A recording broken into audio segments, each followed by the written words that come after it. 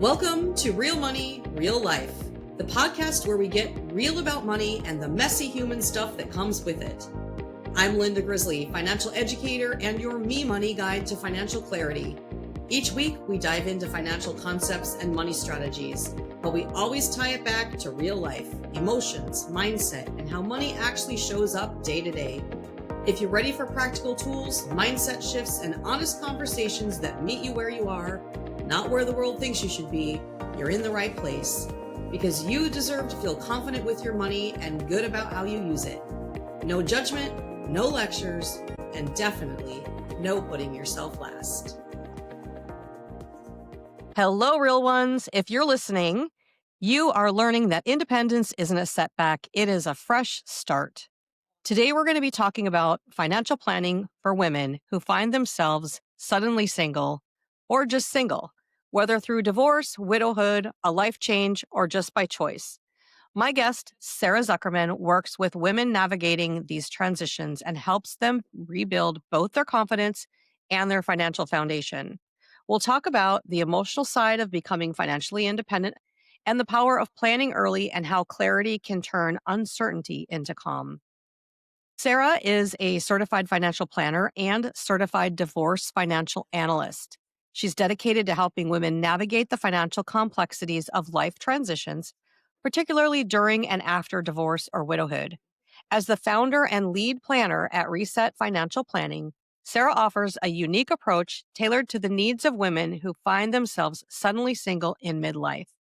Her mission is to help her clients align their financial resources with their values, guiding them to confidently plan for the next chapter of their lives.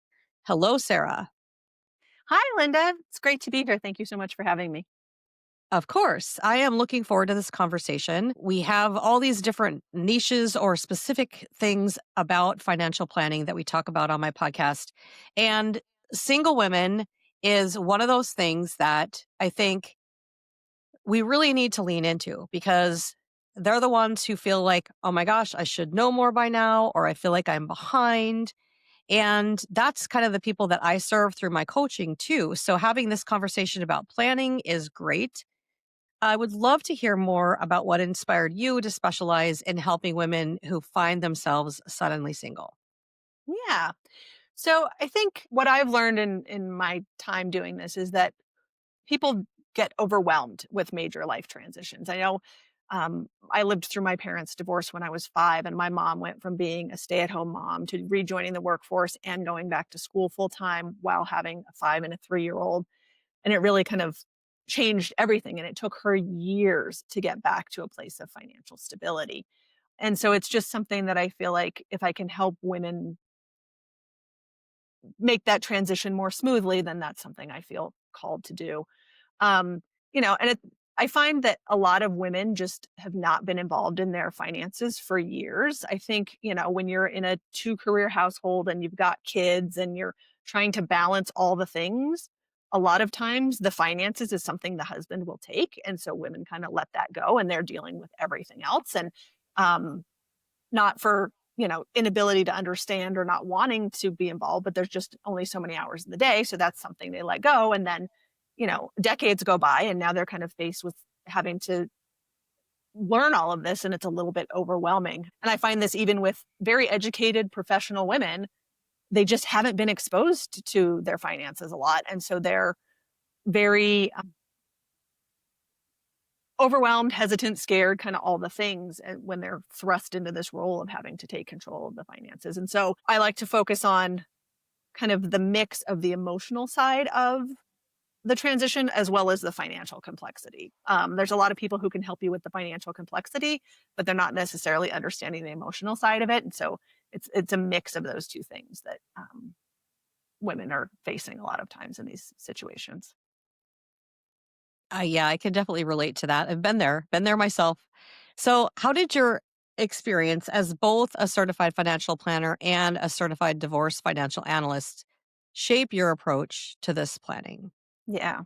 So the certified financial planner designation is really kind of the gold standard in financial planning. And that is what most advisors have. It helps us do retirement planning, understand taxes, investments, those pieces.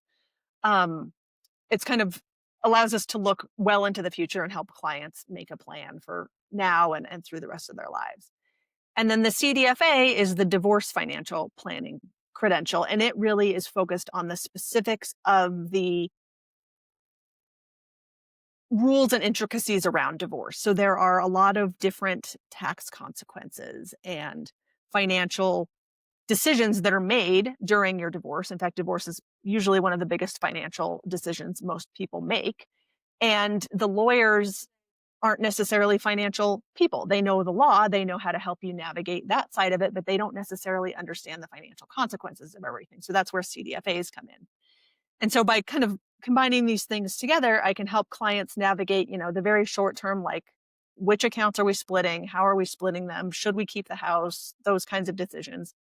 But also with a lens of what does that do 20 or 30 years down the road? If you make these decisions now, does that allow you to retire when you want to retire? Or is that going to create other issues that you're not thinking about when you're just kind of focused on the here and now and how do we get through this today?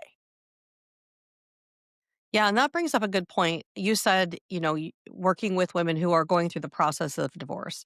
So we're talking about being suddenly single, but in reality, if you're going through something like a divorce, they should reach out to you before the divorce is final so that they can make the right decisions. Yes, there are a lot of things that you can do during negotiations to set yourself up for the future. And if you wait to reach out after the fact, you may have already agreed to things that were not in your best interest long term. So it's a little bit of a before and after that you have to think about. Yeah. And I think that, so many women do wait until after the divorce is final to reach out for financial guidance, or even after, in the case of a widow, like, they reach out for financial guidance after the fact. They and a lot of times didn't know it was coming. But why do you, and especially in the case of divorce, why do you think they wait? Um, Obviously, nobody is an expert in getting divorced. Most people do it once, maybe twice, right? So you're already in this completely overwhelming process that most people don't know how it works, what to expect, what's going to happen. You can't control what your spouse is doing or going to do. So there's just a lot of unknown already. A lot of women go into like survival mode and are just kind of trying to get through day by day, doing what they have to do. I also find a lot of times they don't know where to start. A lot of times, if there was a financial advisor during the marriage, that advisor may have either not been communicative with them, have been dismissive with them, just kind of they didn't feel comfortable with that advisor. It was more their husband's advisor. Or they, just have bad stories of working with people and don't want to get taken advantage of. So I think they're hesitant to reach out and ask for help. And a lot of women, I think you mentioned in the intro, just feel like they should know this already. And like they feel like they're behind because they don't know the kinds of things about their finances that they feel like they should know. So a lot of times it takes a little while to get through the process before they even realize that they really do need help and someone to navigate Yeah, the situation with. absolutely. I find that same thing with my clients. So I totally understand that. So when someone suddenly becomes single, or even if they're just single and they haven't done anything yet, what are the first financial priorities that they should focus on? Yeah. So I think the most important thing is just understanding your cash flow, understanding what's going in and what's going out.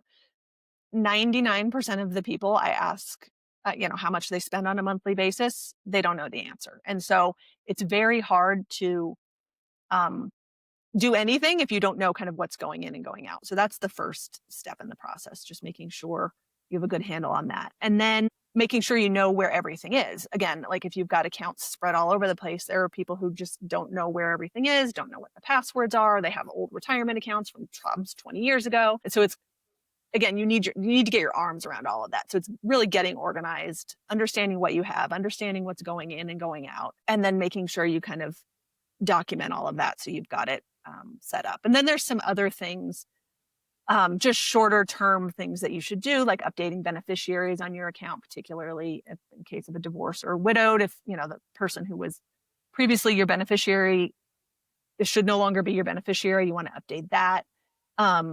Account access, if you were married and you used the same password for everything and your ex-spouse knows that password, probably a good time to change your passwords, just in case. Also freezing your credit. If your ex-spouse knows your social security number and enough history, they can go take out credit in your name. So there's some kind of very tactical things to do right away as well, in addition to like the getting your arms around what you have.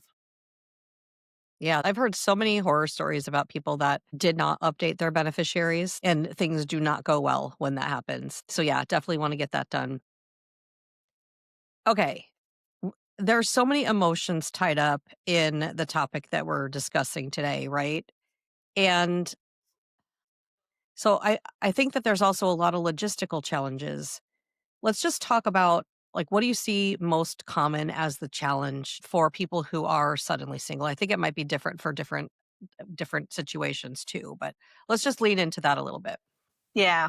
So I think it is different in different situations. Everyone has their own money kind of background and money story that they're dealing with. And a lot of times that goes, all the way back to childhood and kind of how you grew up around money. And then that impacts how you interact with money in your current life. And so for some people, they're money avoiders and they're like, just kind of head down, don't care what I spend, don't look at what I'm making, don't know where anything is. That's a little bit different than someone who is kind of in a scarcity mindset. And they may have enough assets, but they just feel internally like that could all go away tomorrow. Or, there's just a disconnect between kind of what they have and how they feel about it. So part of it is understanding a little bit about yourself and kind of how you react or interact with your money. And again, a lot of times there's a level of kind of shame for people who don't feel like they have a handle on their finances, and they're, otherwise accomplished people, but they don't really have a handle on their finances and they feel like they should. So that can be a big challenge. But once you kind of understand how you interact with money, then it's more back to logistical, like, where are all my accounts? What do I have? What are the logins? And then with something like inheritance or divorce, what am I getting? And where is all of that? And how do I incorporate that into what I have? There are a lot of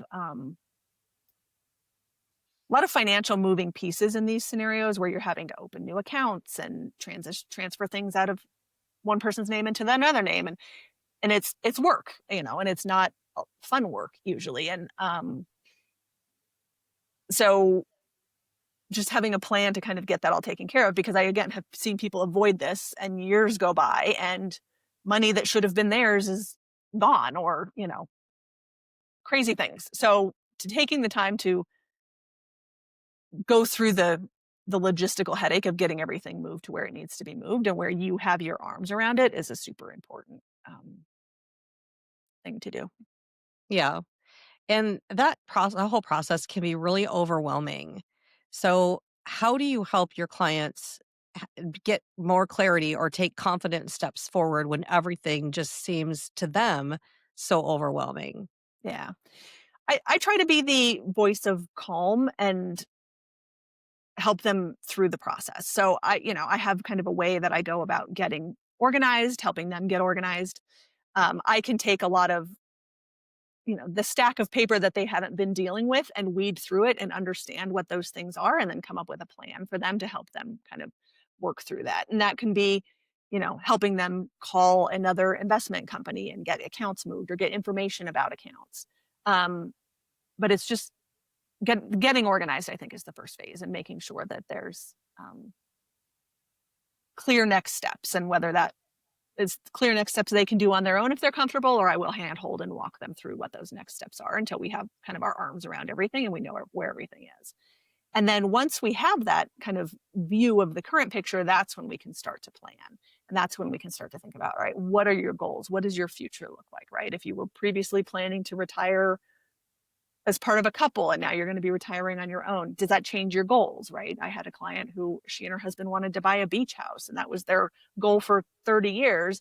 And then he passed away suddenly at kind of right about retirement time. And she realized actually she wanted to be closer to her kids. And so they kind of, it was a whole different goal when she started to look at things on her own. And so she ended up not doing the beach house. And I've had another client who, she and her husband had planned to build a cabin kind of in the woods, and that was their retirement goal. And she ended up doing that on her own, once he passed. And so you just have to reassess, given the new situation and the new facts, what are your goals, and then plan around that. So, but also trying not to do too much too quickly, whether it's divorce or widowhood. There's a grieving process, and making major financial decisions during that grieving process is not always a great idea. And so helping clients understand, all right, these are the short-term things we need to do, right? We need to change that beneficiary. We need to move this account into your name.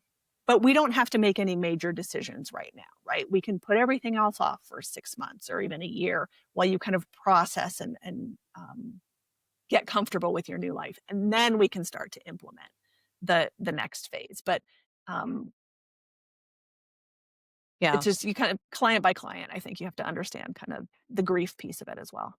definitely. I've heard so many stories about when I've talked to widows mainly, where they've gone and they've talked to their husband's financial person, and they want them to make decisions and do things. And I just tell them, like, you don't have to make these decisions right now. All you need to know right now is make sure you know where everything is. Make sure if it needs to be transferred, it gets transferred, and you update beneficiaries. That's all you need to do right now. You don't need to move anything, change anything. You just need to get it organized and know where everything is. Yep. And then we can worry about the other stuff later. Right. So I think that's a big important piece. And even in the case of divorce too, like, you don't need to make any big, huge decisions. You just need to get everything organized so you know where it is. So when a lot of times you don't even know what your expenses are, what your cash flow is. How can you make decisions when you don't even know what your cash flow is going to be? You haven't settled into your new life and you don't really know what that looks like. Right. So Exactly. yeah. Yeah. Yeah. So let's talk about, are there anything that you can think of that are things that often surprise people, like little financial details that surprise them, or big ones? Um, One that comes to mind in divorce is there's something called a quadro, which happens. It's a legal document that divides 401k retirement type accounts, and it is separate from the divorce. So a lot of people get through the divorce and think they're done, and like they don't have to worry anymore. And you actually now have to go find a lawyer if your divorce lawyer didn't do this, to draft this separate document and have this separate document filed. And so it's like another expense and another process that you have to go through when you kind of felt like you were already done. So that can be a surprise. And that's the one that comes to mind, I think. Okay. And so at what point do people realize that needs to be done? Well, hopefully sooner than later. Ideally, the attorney who is navigating the divorce is explaining all of this, and that this needs to happen. Otherwise, a lot of times it'll be when they go to, if, for example, the retirement account is at Fidelity, they'll call up Fidelity and say, here's my divorce papers. We got divorced. You need to divide this account. And Fidelity will say, actually, no, we can't use that document. You need to go get this separate document. So it definitely Yeah, isn't always outlined as clearly as it should be. it isn't. And the reason why I asked that is because I actually had a client who, at one time, who had um, a pension issue. And so the wife was trying to claim part of the husband's pension when he retired. And she thought it was all settled from the divorce, which was years and years ago.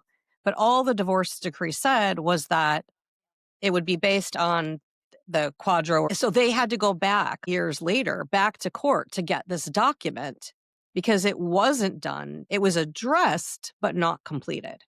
Right. Yeah. And I've seen that before. So it's kind of making sure that even after the divorce is final, that you're dotting your I's and crossing your T's and making sure you're getting things done. And again, that goes back to like, those are the things you want to do as soon as possible, because I've also seen cases where the quadro is maybe drafted but not filed. And then the person loses their job or is laid off and moves that money. Well, now it's not directly connected to what was discussed in the divorce. And so now either you're going back to court or the money's just gone. So it can be really ugly if you don't wrap the ends up as quickly as possible.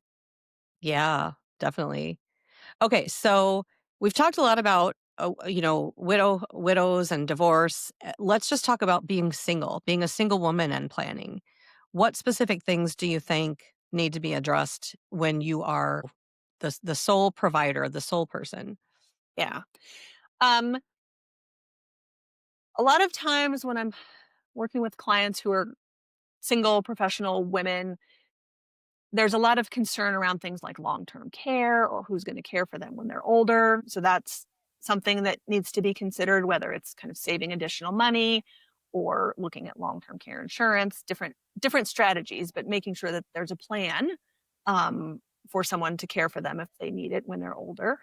And again, everything I do, I like to base on the client's values. And so people feel like, oh, I want to retire and travel. And you start to dig into that a little bit. Like, well, where do you want to travel? Why do you want to travel? And you kind of find out that maybe that's not really their goal, but that's what they hear around them, or that's what they see people doing, on TV. And so they may have never really thought about, like, what do they actually want? And it doesn't have to be the standard cookie cutter kind of retirement or career. I work with a lot of people who want to step off the corporate hamster wheel and go do something on their own, and there's planning opportunities around that, but just helping people really understand, like, what is it that they want. And with a single person, it might look different than what it would be if it was a couple, but helping her understand what are her goals, and how can her money help her get there, not just in retirement but now, and how do you build the life that you really want to live, right? If it's all on your terms, you can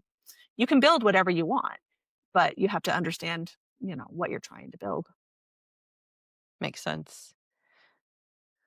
Okay, so how can women balance the need for stability with the desire for new beginnings, or in the case of divorce or widowhood, or even just the desire to build a life when you don't have anybody else giving you a checkpoint, right?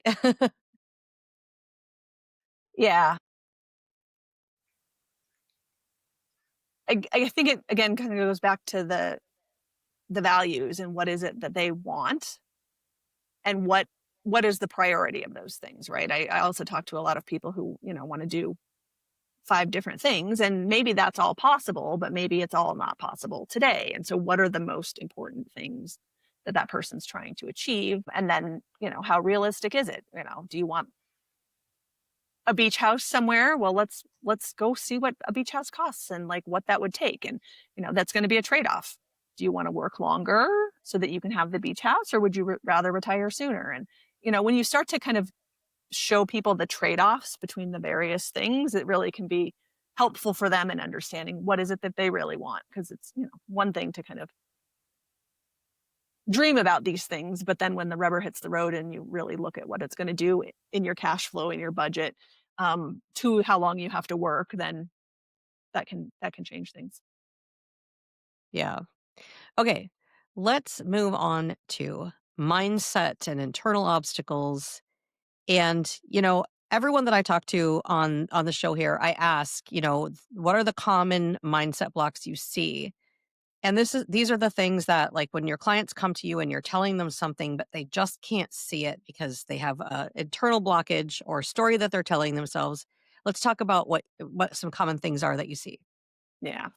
A lot of times people feel like they're behind, and they feel like they're behind based on you know, their perception of what their neighbors have or what their sister has or whatever they're seeing on the news. There's always the articles about you need X million dollars to retire. And like those make great headlines, but if you really dig into it, it doesn't actually apply to anyone, right?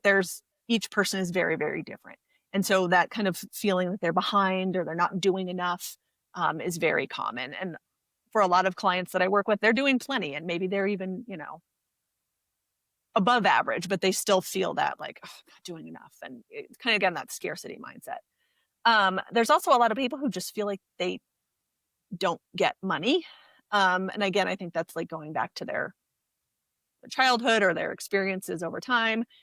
Um, the money itself isn't rocket science. It's kind of numbers going in and out. It's the emotion around it that a lot of people struggle with. And, they're I've seen clients who are just blocked from being able to even look at it or kind of interact with it. And that has nothing to do with the actual numbers. That's all of their emotion around it. So, again, kind of trying to think about for yourself, what was your first experience with money? What do you remember from your childhood about how your parents were with money? And like, how is that impacting how you're interacting with your money today? Once you start to understand that, it helps people kind of maybe be able to think a little more clearly and rationally about it. Yeah, I see that a lot too. There are so many women that feel like they're behind or they should know more. And I think there's other blocks too, though. For instance, I think especially with divorces, I think that people tend to think like th- I feel like in a divorce, a lot of times everybody feels like everybody lost. Like they all feel like they lost because really, truly, everybody did lose, and it's Hmm. an unfortunate part of it. But financially, I feel like they feel like, that there's no way that they're ever going to, be able to stop working or, just a lot of times I just feel overwhelmed by that idea. Right. And I feel like once you put their plan together and they can actually see something that shows them like where they're going. Let's talk more about that. Like what types of things do you see when women start to pull that together and see like, hey, maybe I am going to be okay. Or even Yeah. if I'm not, now I kind of need know how far away I am and what I need to do. Right.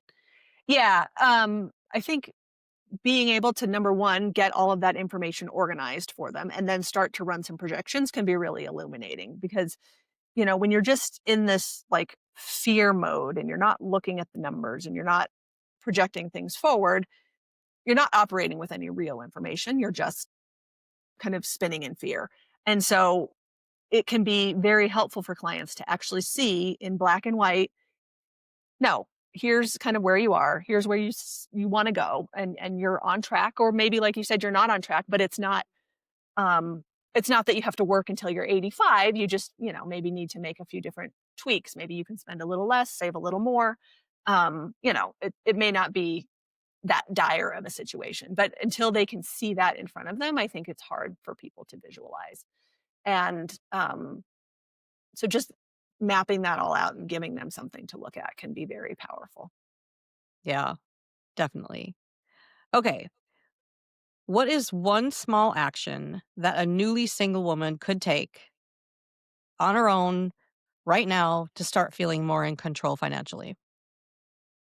I would say make a list. Make a list of all of your accounts, where they are, all of your debts, credit cards, mortgage, car loans, again, where they are, all of your recurring bills, utilities, things like that, and just get it all on paper. And it may not be something you can do in one sitting, right? You may sit down and come up with a list, and then a couple days go by and you remember, oh, there's this thing that happens, car insurance doesn't, I don't pay that every month. I pay that quarterly, but I've got to get that on the list. And so just kind of making an attempt to start to organize everything, even if it's just with pencil and paper and getting that all set up. There are a lot of apps you can use that help with this too. Things like Monarch Money or YNAB.